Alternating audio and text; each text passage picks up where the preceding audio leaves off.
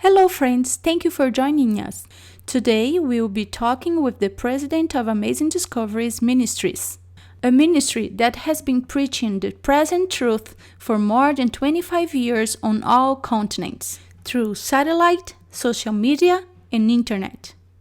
He is also a university professor, scientist, physiologist, and zoologist, and he has dedicated his life in clarifying the latest prophetic events. Let's talk with Dr. and Pastor Walter Veith. Thank you, Dr. Veith, for being here with us today.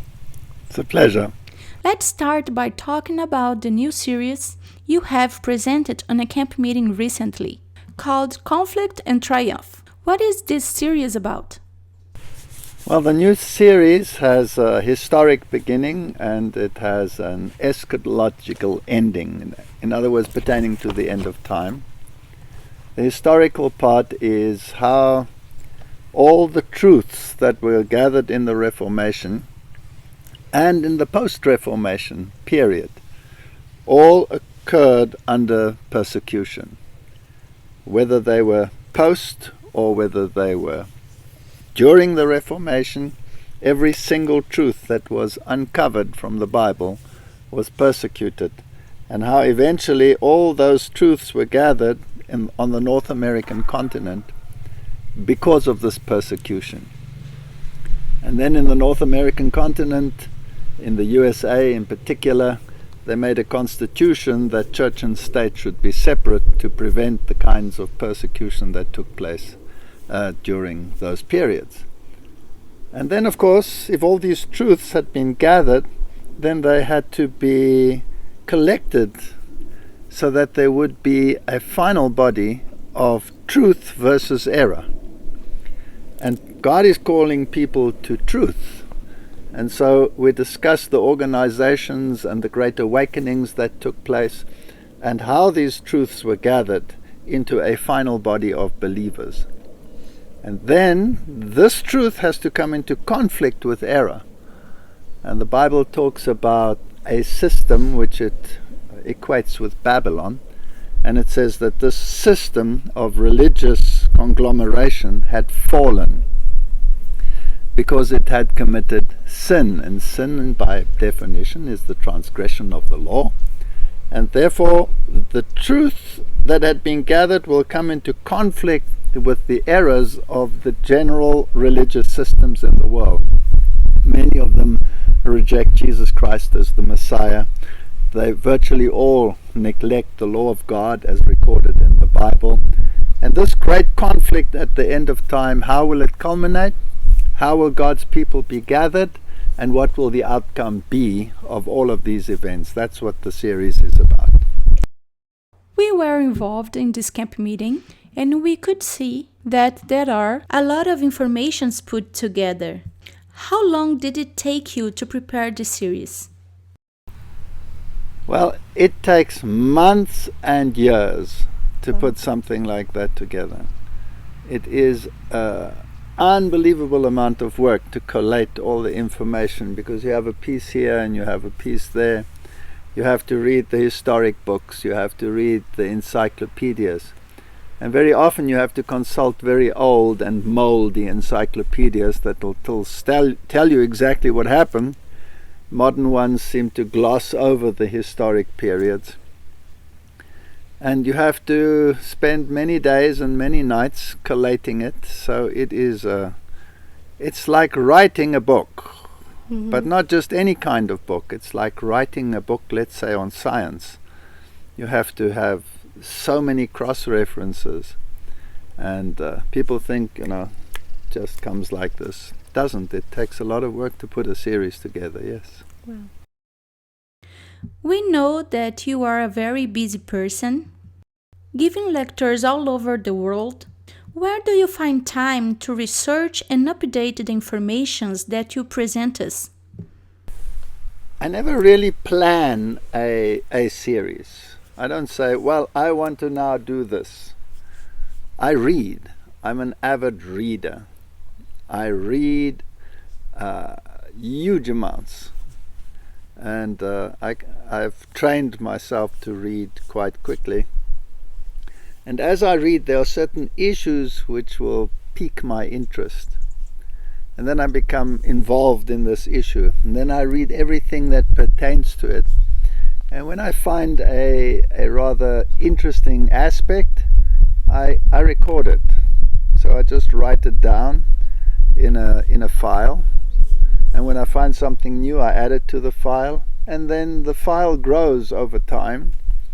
And in the end, I have this huge file with huge amount of information.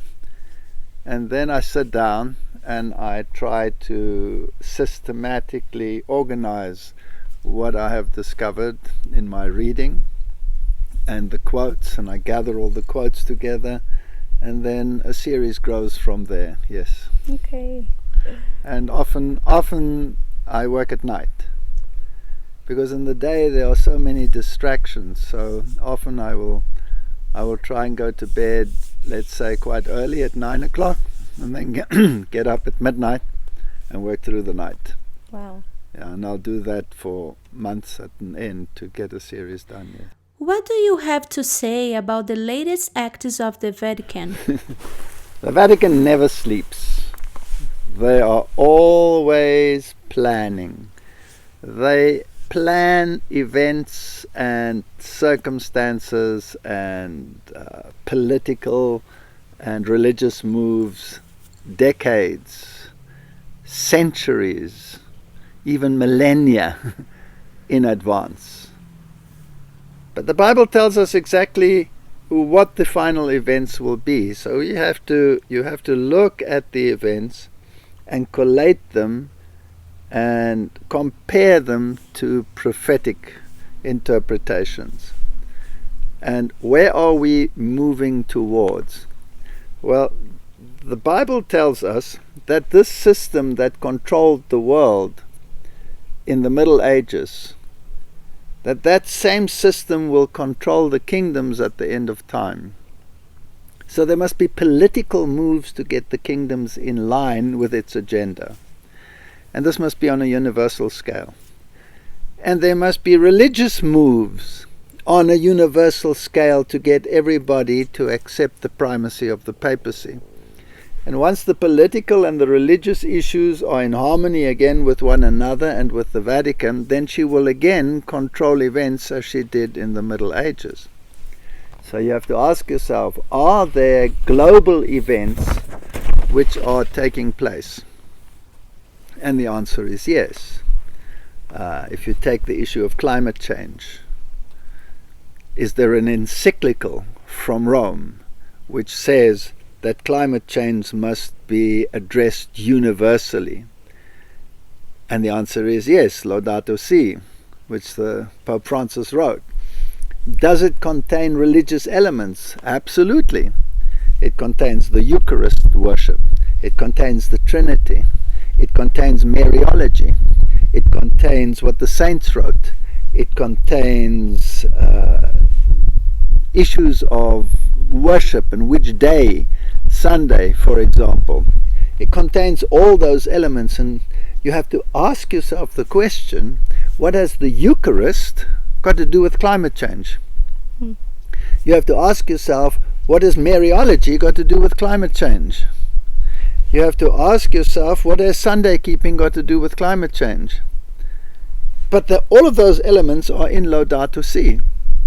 Then you have to go and check out and see who's talking about Laudato Si. Who is saying that this agenda of the Vatican must be implemented on a worldwide scale? And then you find the religious systems, one after the other, as you go through them, endorsing what the Pope had said. And you will find, if you click on the Parliament of World Religions, which is a conglomerate of all the religions in the world, what are they saying? They're pushing the agenda. And then you go to the political arena and you ask yourself, well, what is the political world saying about this? And then you have the Paris Accord, and they all agreed, but some countries did not agree. The United States, for example, didn't want to go along with it. Is there any move in that direction? Then you get to the G20 summit and you find out what did they do about it. And you'll see that the role players, the religious role players, the economic role players, the sporting role players, they were all involved in that. Was there any definitive action thereafter? Yes, there was. So obviously the agenda is moving in that direction. Now, how are you going to implement it then on a worldwide scale? Well, you have to enforce these accords. And as the Vatican says, it has to be written in red letters. What does that mean? Well, if you take your Bible and you see what is written in red letters, then it's the words of Christ. So the words of the representative, so-called, of Christ are also written in red letters, politically speaking. So are they going to implement these things? Under what basis? And then you look at what the agenda of the Vatican is, and you check it out on vatican.va, what are they doing? And you will see that one of the buzzwords for our time is common good. And what is common good? Well, something that is common good for all humanity. Climate change issue is obviously for the common good, because everybody must be on board. Mm-hmm. And so you put those things together and you can see that they're very busy. Are they aligning the religious systems? Well, absolutely. Hasn't Pope Francis signed an accord with the imams that they will work together? Hasn't he, in the ecumenical movement, gathered all the religious role players under one roof? And the answer is yes. So are we progressing towards this final goal of the papal agenda? You have to be blind if you want to say it's not so. Of course it is so. Prophecy is being fulfilled before our very eyes. And people are ignoring the facts. If we just collate the information, we can see that there is tremendous progress in the papal agenda for world domination on every level. Well, they have been very busy. They have been very busy, yes. Okay.